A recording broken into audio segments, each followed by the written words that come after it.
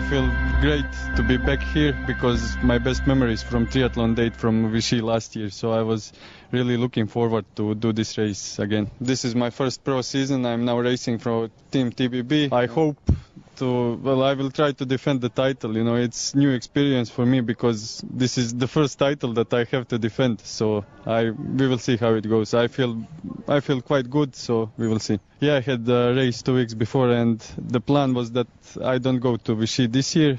But then the recovery went really fast, and last week I decided to go back here and see how it goes. The run is quite good. It has. I saw plenty of people. I think this year it will be even better because we go into the town. I think the run is, but the bike is also quite nice. It's a fast course if there is not too much wind. Il en parle bien de ce challenge Vichy, Andrej Vistica, le tenant du titre. Et pour cause, bien sûr, non seulement il s'est imposé l'an passé, mais là il avait décidé au dernier moment de venir défendre effectivement sa couronne. 2 semaines auparavant, vous vous en souvenez sans doute, il disputait l'Ambraman. Il avait terminé à une belle 4e place derrière Marcel Zamora, derrière Todd Skippers et Hervé Faure. Motivé donc, le Croate, d'autant plus que les conditions ici lui conviennent parfaitement.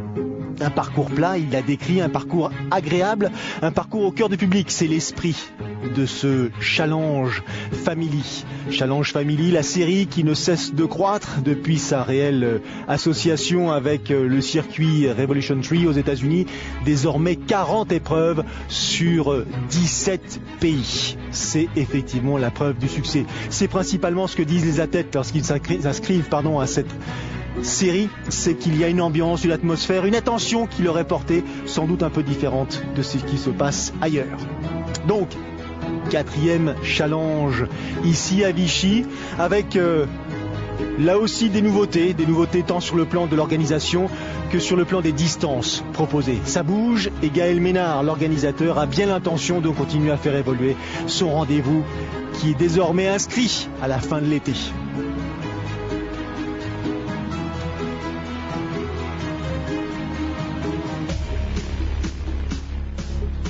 750 inscrits pour la distance full, autrement dit, pour ceux qui ont l'habitude de nous suivre, la distance dite Ironman. Mais on ne peut pas parler du concurrent dans ces termes ici.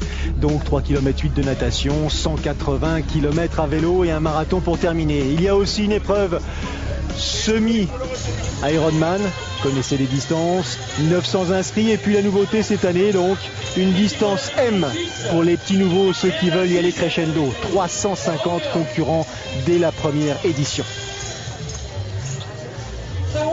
Nous sommes dans le département de l'Allier, la région Auvergne, Vichy, connu pour ses pastilles, connu pour, en l'occurrence, ses cures thermales et quelques épisodes historiques sans doute un tout petit peu moins joyeux.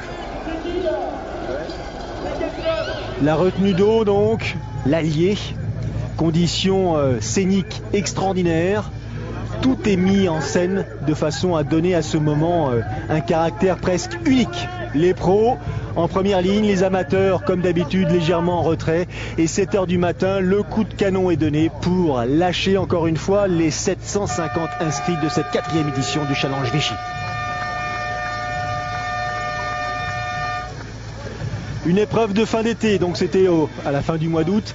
Il y a un petit peu embouteillage pour ce qui concerne les épreuves à l'occasion de ces jours a priori lumineux et chauds, que ce soit ici ou ailleurs. Les concurrents ont le choix pour disputer telle ou telle épreuve, ce qui peut expliquer par moment que certains pros aient fait des préférences différentes d'une année sur l'autre, que certains amateurs aient privilégié tel ou tel site géographique. Il y en a pour tous les goûts, pour en l'occurrence tous les choix, et c'est ça la valeur ajoutée de ces épreuves organisées sur le territoire français. Allez, 3 km 8 de natation, 2 allers-retours avec une sortie à l'australienne, conditions de glisse quasi idéales, mer plate, mais il s'agit bien sûr de l'Allier ici, donc tout est plat en permanence, que ce soit la natation, le vélo ou la course à pied, c'est tant mieux, il faut en profiter.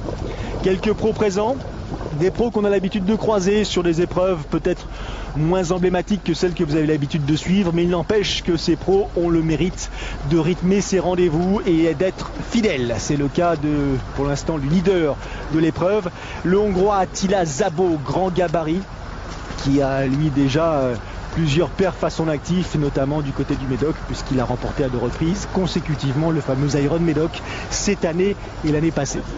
Il y a aussi, je dirais, une colonie croate avec Vistica, le tenant du titre, et pour cause, dont on a parlé précédemment, Kovačić, qui n'est pas croate mais slovène, et puis des Français, José Jolande, Christophe Bastille, habitués aussi du rendez-vous, qui vont sans doute permettre justement à cette course de vivre des duels homériques, notamment sur le parcours cycliste. Attention, attention, des athlètes puissants aussi à noter, notamment Jens Kaiser, l'Allemand, grand gabarit, très puissant, Zoltán Pécsuk, un Hongrois, un autre Français dont on n'a pas parlé en introduction, Sylvain Rota, qui avait marqué il y a quelques temps l'histoire du circuit Ironman et notamment l'histoire de France en remportant l'Ironman du Pays de Galles, c'était il y a 2 saisons. Sortie à l'australienne.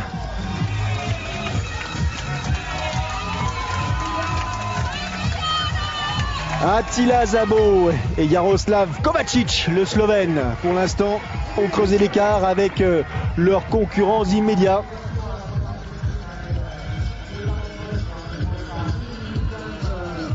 Une trentaine de secondes, avec derrière notamment Damien Leonardi, bonnet bleu sur la tête du team Corsica, un groupe d'âge, un amateur éclairé, semble-t-il, dans sa foulée, Zoltán Pécsuk, le Hongrois.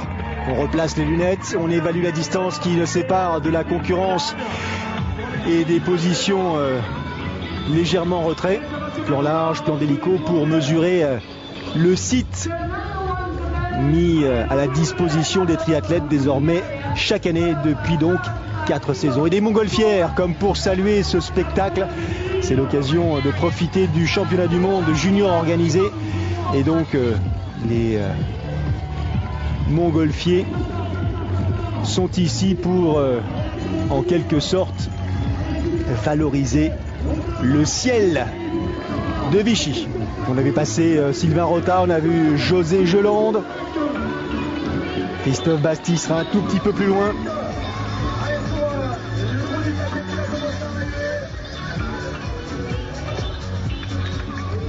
La première dame, Eva Potukova, la Tchèque.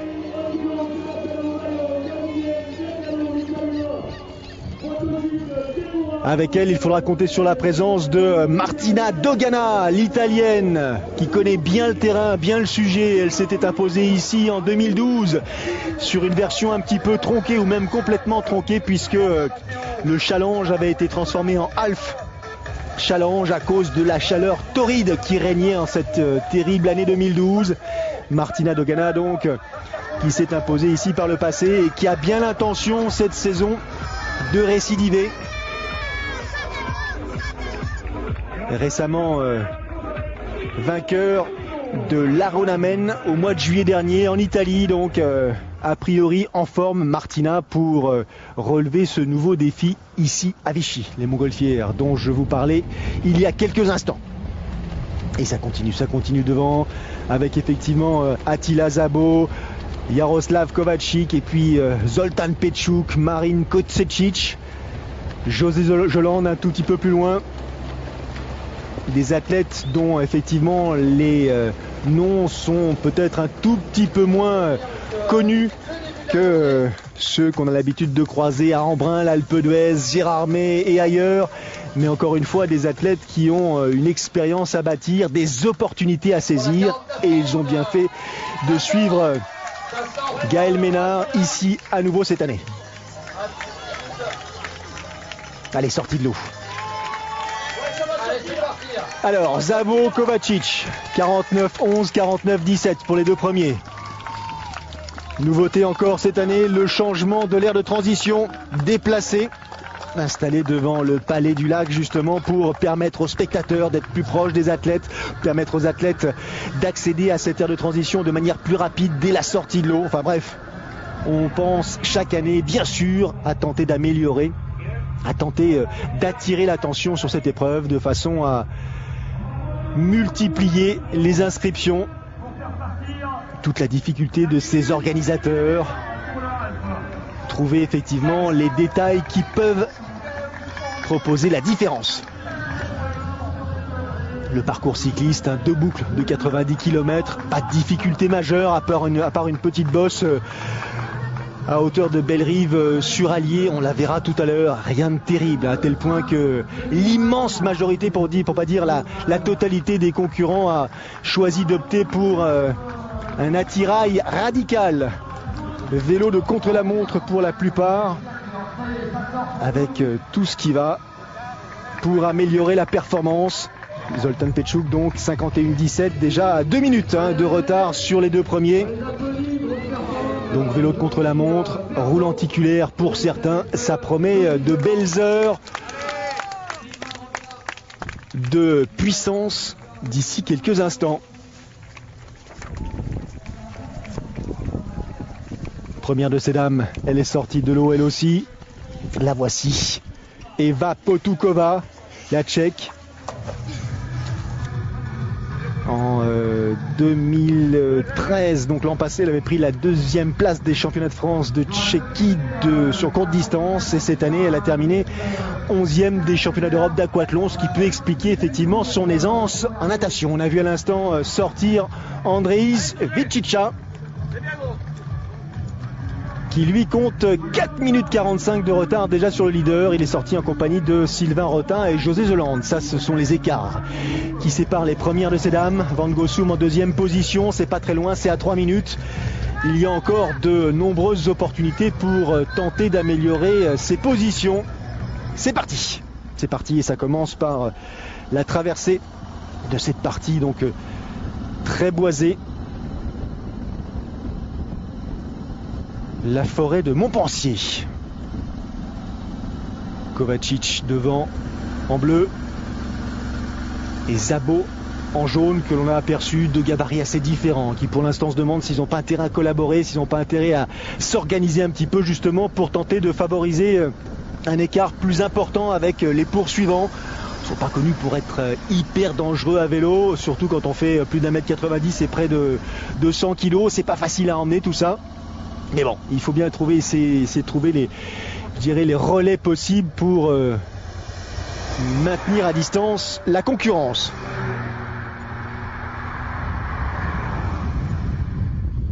Dossard 23, Eva Potukova. Pour l'instant donc solidement campé en tête de cette épreuve, avec Deborah Van Gosum un peu en retrait, avec Nicole Voisch, l'allemande, avec Gabriela Lesinka. Des athlètes qui ne sont pas très loin et qui, pour certaines, sont connues pour être assez agressives en course à pied. Et ça va être une belle partie de résistance sur 2 roues, bien sûr, 180 km. Le temps de pouvoir vérifier les capacités des unes et des autres, tenter des initiatives, tenter de prendre sa chance, peut-être de faire preuve d'attente. Enfin bref, chacun a sa stratégie et il va sans doute essayer de l'appliquer le plus précisément du monde.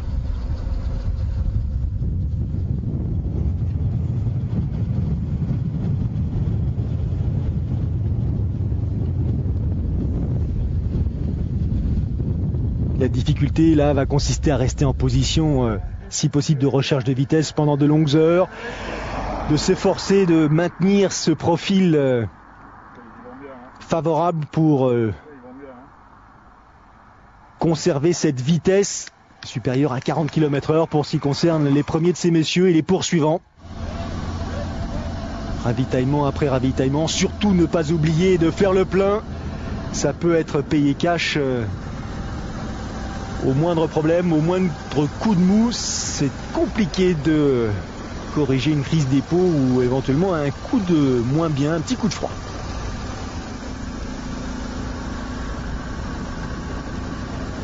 On a passé le ravito de Sardon, course d'attente, je vous le disais, dossard numéro 3. Et pour cause, il avait pris la 3e place ici même l'an passé, Christophe Basti. l'aîné des coureurs présents ici, une expérience Maús costaud, sans doute près d'une trentaine de top 10 sur distance Ironman.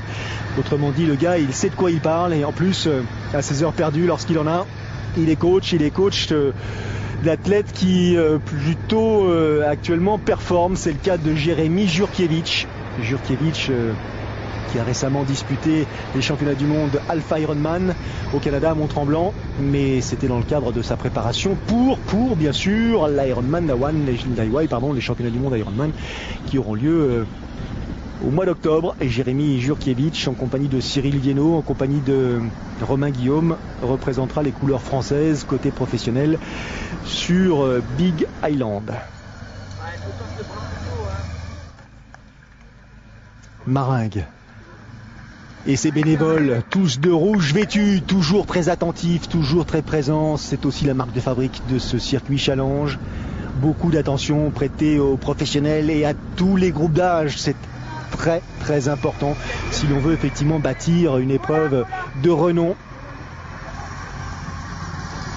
On est déjà à hauteur du kilomètre 67.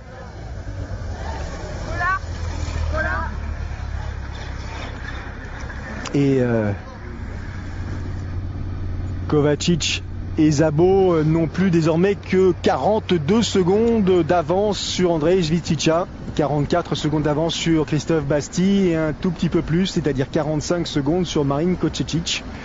Bref, ça se rapproche derrière.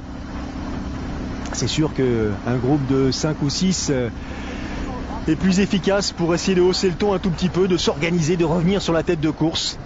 Et devant, encore une fois, je vous le disais tout à l'heure, ils ne sont pas connus pour être les plus agressifs à vélo. La preuve, la différence de vélocité, dirait Cyril Neveu, entre, on l'a vu à l'instant, Kovačić, Szabo et consorts, puisqu'ils ont été repris à hauteur du kilomètre 70-72. Désormais, 7 lascars en tête de cette 4e édition du Challenge Vichy. Gros plan. Ondrej Švitica, le Croate, tenant du titre, désormais membre du Team TBB, le disait en introduction, et il est pro depuis cette année seulement. Avant, c'était un semi-professionnel, ingénieur électrique, vainqueur du Challenge Vichy 2013, 4e de l'Ambraman, encore une fois.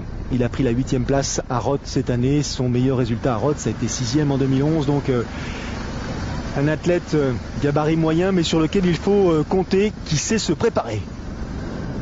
Christophe Basti, en gros plan.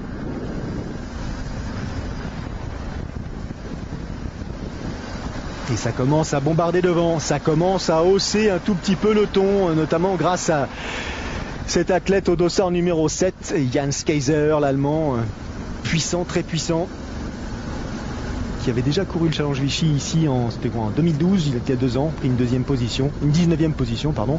Il y a une grosse différence effectivement, et qui là, bien calé dans la roue de Švitica, a décidé d'envoyer du lourd.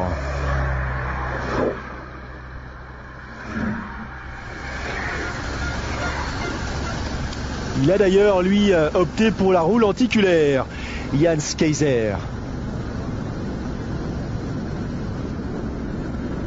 qui va boucler le premier tour en 2h08 minutes et 15 secondes. Plutôt pas mal. Plutôt rapide. Fin de la première boucle déjà. Kaiser, Švitica, Basti, Kovačić. Ils ont fait le trou en quelque sorte. Derrière, ça souffle un tout petit peu plus.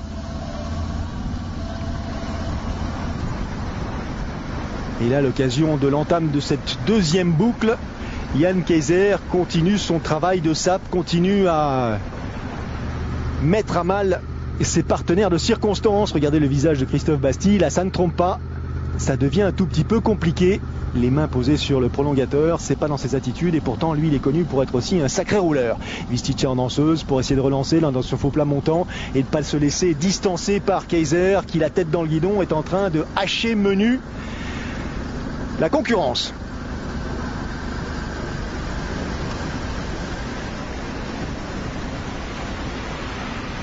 D'une dizaine de mètres désormais l'écart qui sépare Kaiser de Vistica est passée à 500 bons mètres, la première de ces dames, dans la fameuse difficulté, la montée de Bellerive sur Allier. C'est Potukova devant Zelinka, Voish, Gosum, ensemble. Elles ne sont plus très loin. On va marquer une petite pause et dans une poignée de secondes, on revient ici du côté de Vichy pour vivre cette édition du challenge du même nom.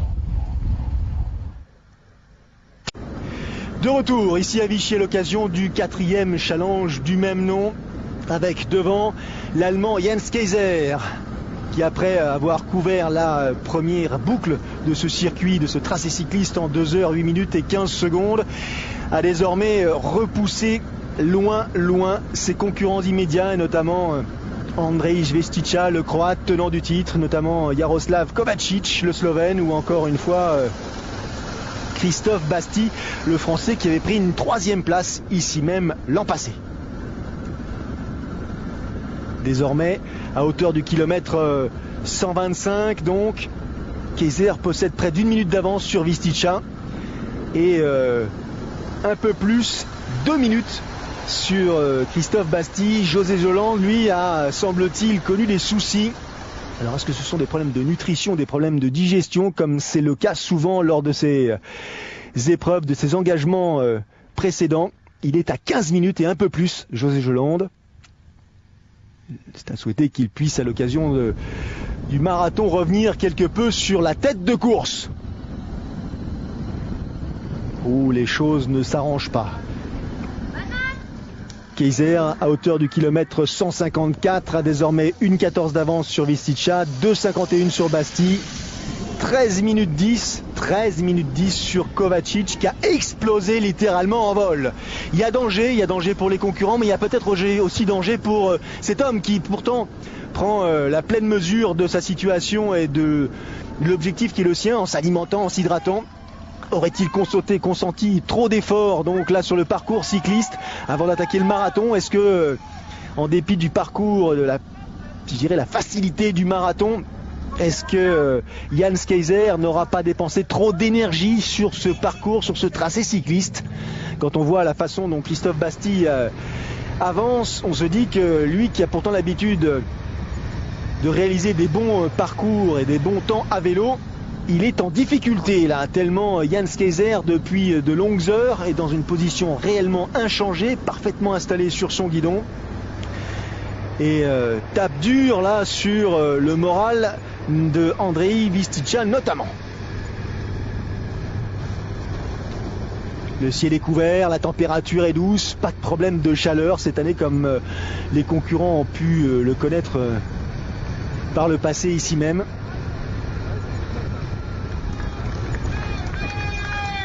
Fin du parcours cycliste, ça y est, c'en est terminé pour Jens Kaiser.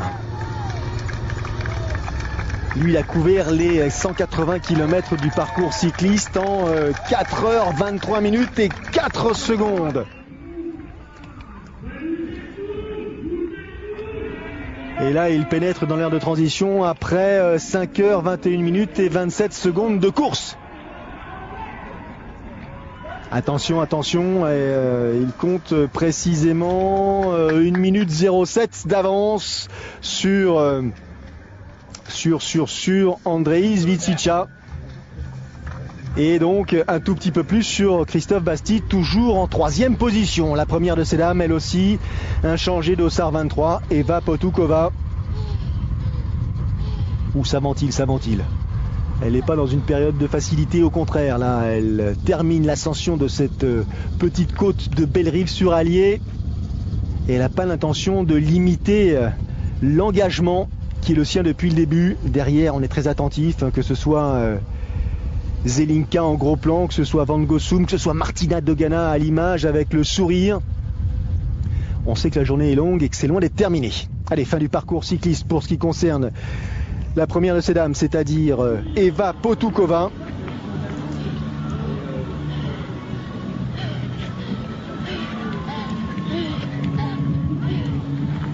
C'est parti pour cette transition.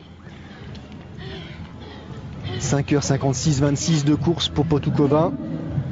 Et 4 h 59 minutes et 48 secondes de vélo précisément. derrière, la concurrence est quand même très loin puisque elle compte déjà 10 minutes de retard sur l'athlète tchèque qui repart de plus belle à l'attaque de ce marathon. Martina Dogana. 10 minutes 57 de retard. Gabriela Zinka, 11 minutes 01 de retard sur Potukova. Ça paraît cuit, ça paraît difficile, mais attention, ces deux-là, elles ont l'habitude de finir vite à pied, même si on connaît un tout petit peu moins bien Gabriela Zinka que Martina Dogana. Zelinka, 23 ans seulement, hein. 3e ici même l'an passé, 2e des championnats d'Europe hongrois de duathlon, et surtout qui avait pratiqué le vélo à haut niveau. Là, apparemment, ça ne lui a pas suffi pour contrer Potukova. On va voir ce qui se passe d'ici une poignée de secondes. Après Dogana et Zelinka, Van Gossum, elle, va arriver avec 18 minutes de retard sur la première, et Nicole Vosch avec plus de 20 minutes de retard. La première française, Stéphanie Raymond, aura 20 minutes et 48 secondes de retard sur Eva Potukova. L'air d'arrivée, le spectacle. 4 boucles à effectuer pour couvrir la totalité de ce marathon. Et le passage agréable, ludique, je dirais presque, même si c'est pas tout à fait l'état d'esprit dans lequel se situe actuellement Jens Kaiser, ici sous les arcades. Parcours lumineux, parcours encore une fois en contact avec le public. La foulée de Andrej Svitzica n'est pas tout à fait celle de Jens Kaiser. Est-ce que l'Allemand en gros plan n'aurait pas quelques difficultés à maintenir son écart avec le tenant du titre, c'est-à-dire Svitzica? Sans doute qu'il va falloir lutter, et sacrément lutter, pour maintenir le Croate à distance. Il comptait une 0,7 d'écart à l'entame du marathon. Et à la fin du premier tour de course à pied, cet écart va passer à 50 secondes. Bon, c'est pas significatif, mais c'est une tendance qui est plutôt favorable aux Croates plus qu'à l'Allemand.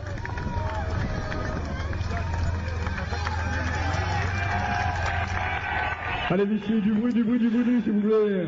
Le passage, encore une fois, dans l'aire d'arrivée pour Jens Kaiser, toujours l'actuel leader de ce challenge Vichy.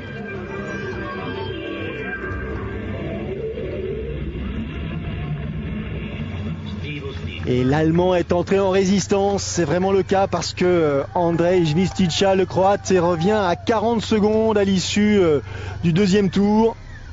Ça va devenir compliqué, Christophe Basti est à 12,48, José Jolande à 22 minutes. Et quand on remarque l'attitude, je dirais, fluide, agressive, souple de Svitzica, on se dit que Kaiser a de mauvaises minutes à vivre dans un avenir proche.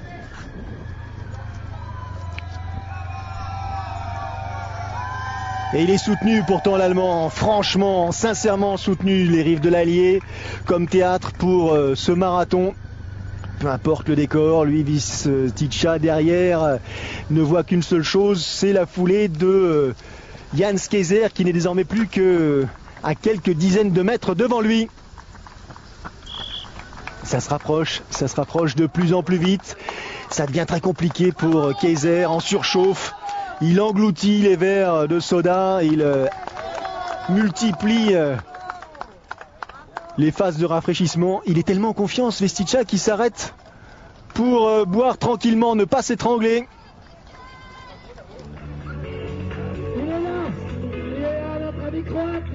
Et oui, le Croate, il est plus maintenant qu'à quelques poignée de mètres à l'issue du troisième tour. Les deux coureurs viennent de se croiser. Kaiser sait qu'il va être mangé tout cru par Svitzica qui après 33 km précisément, à moins de 10 km donc de l'arrivée, à moins de 9 km de l'arrivée, va rejoindre Jens Kaiser.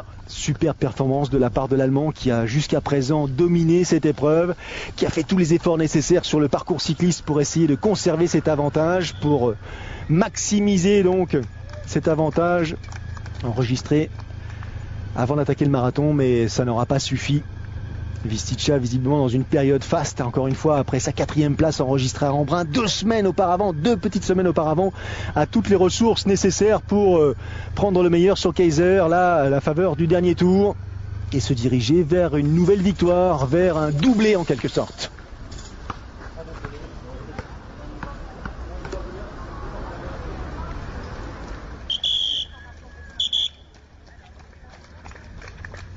Il faut se battre maintenant, il faut se battre pour contenir les adversaires, garder cette deuxième position.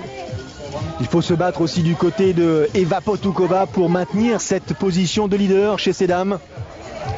Derrière, ça revient très très vite, hein, la personne de Gabriela Zelinka, là dans le parc des Sources, qui font littéralement sur Potukova et qui donc après le 16e kilomètre a pris les commandes de la compétition féminine. La jeune athlète hongroise Gabriela Zelinka est désormais en tête de cette 4e édition du Challenge Vichy. Et au même titre que Jens Kaiser, Eva Potukova se bat désormais pour conserver cette 2e position. Derrière, Martina Dogana revient elle aussi. Podium indécis pour ce qui concerne l'identité des 2e et 3e places. Podium qui se précise ou qui est visiblement précisé pour ce qui concerne les vainqueurs. Andrej Vicica se dirige vers une nouvelle victoire ici après celle enregistrée l'an passé. Et Gabriela Zelinka, la hongroise, vers un premier titre. Les arènes artificielles mais magnifiques de cette épreuve du Challenge Vichy à la mode, encore une fois, du circuit Challenge Family. La mise en scène est cruciale.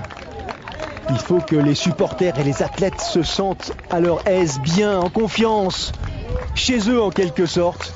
Et en l'espace de 4 éditions, Gaël Ménard, l'organisateur, nous concocte une épreuve qui désormais devient incontournable dans le calendrier des triathlètes amateurs.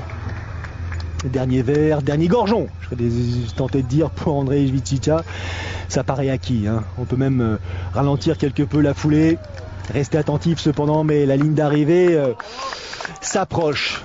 Kaiser, lui, il a été informé, il sait sans doute que cette 2e place sera pour lui. Allez, quelques poignées de main, quelques échanges amicaux pour profiter pleinement de ces dernières longueurs, de ces dernières foulées et de ce nouveau titre qui lui tend les bras ici à Vichy. Andrej Vicica donc réalise le doublé. Son temps 8h18 minutes et 49 secondes et un marathon couru en 2h54 minutes et 4 secondes, pas mal du tout.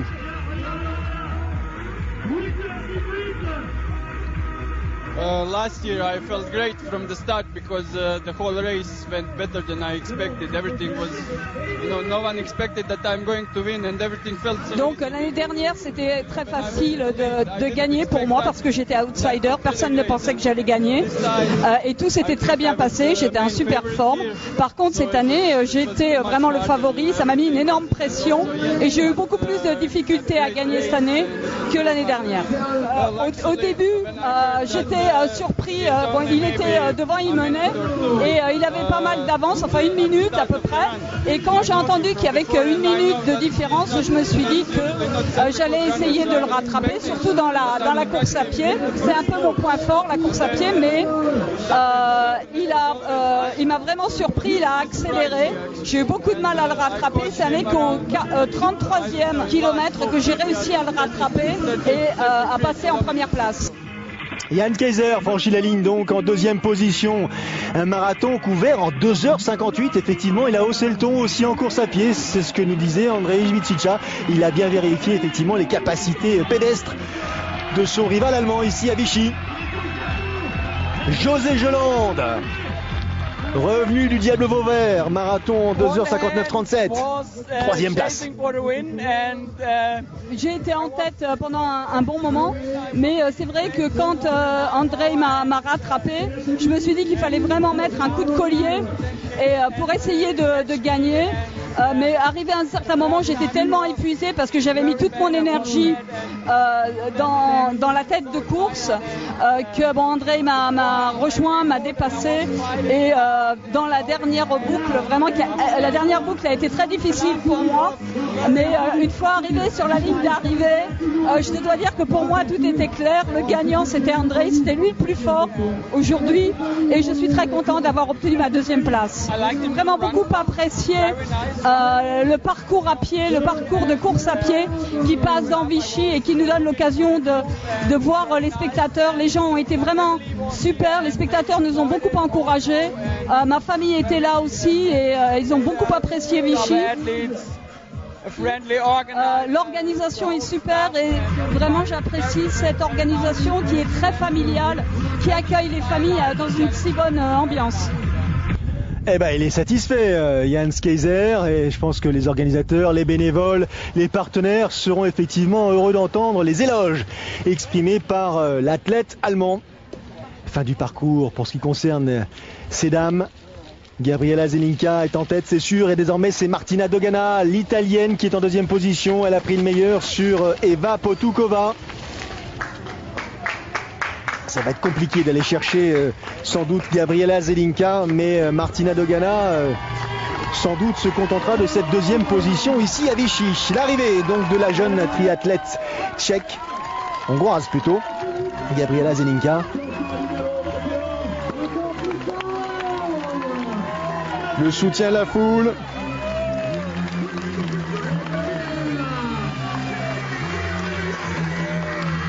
Son temps 9h14 minutes et 18 secondes.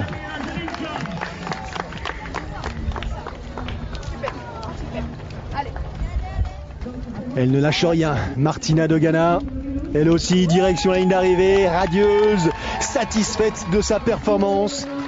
Un nouveau podium à Vichy après une victoire en 2012, une deuxième place en 2014. Elle va prendre ses habitudes sur le podium.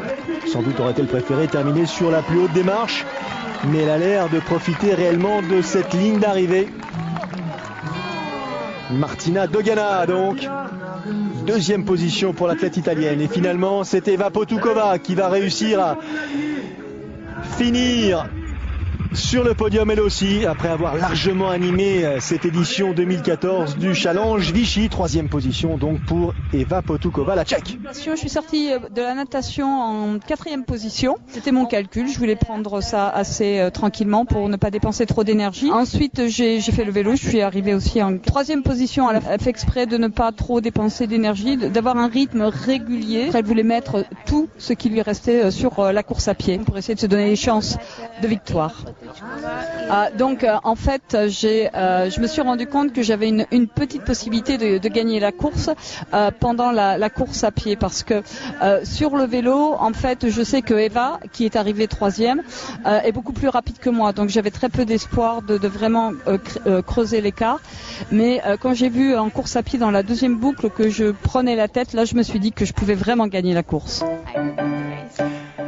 À noter les performances de Christophe Basti, 4e chez ces messieurs. Encore un top 5 ou un même top 4, je dirais, sur full distance pour Basti. Et la 4e place chez ces dames de Stéphanie Raymond, qui elle aussi, quelques jours auparavant, 2 semaines, disputait l'Embrunman.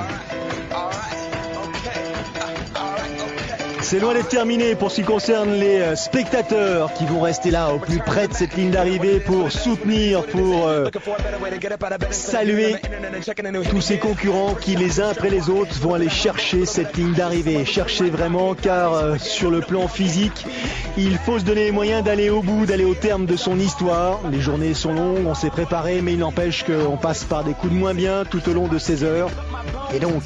Et donc quand on pose le pied sur cette moquette, qu'elle soit rouge, bleue, verte, jaune ou d'une autre couleur, tout d'un coup, les difficultés s'envolent et les sourires reviennent grande vitesse.